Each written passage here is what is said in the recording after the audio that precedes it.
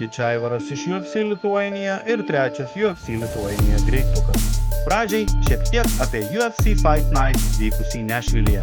Vieną iš vakaro apdovanojimų čia gavo Fatima Klein už nokautą spyrį į galvą savo priešininkai Melisai Martinez.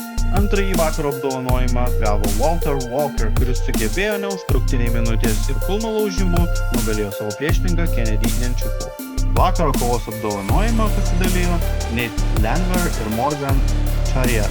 Morganas laimėjo šią kovą nokaut trečiajame raunde likus vos 27 sekundėm iki kovos pabaigos, o pagrindinę vakaro kovą laimėjo Derrick Lewis per 35 sekundės nokautuodamas savo priešininką Davison Teixeira.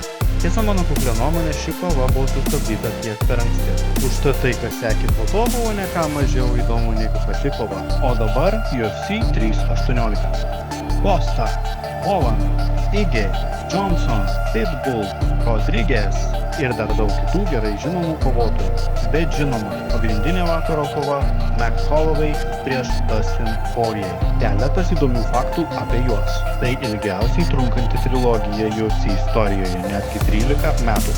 Pirmoji kova įvyko 2012 metais, antroji 2019, o trečioji įvyks šių metų Liepos 19 dieną.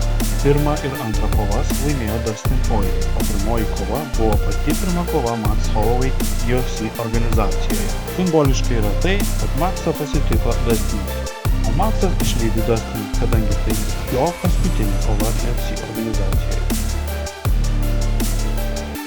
Pasirodė informacija, jog Julija Stoliarenko turės kovą.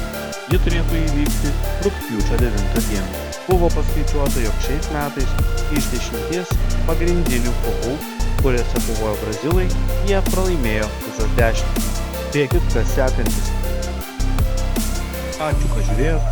UFC Lithuania galite rasti Instagrame, Facebook'e, YouTube'e, TikTok'e ir Threads'uose. Čia buvo Aivaras.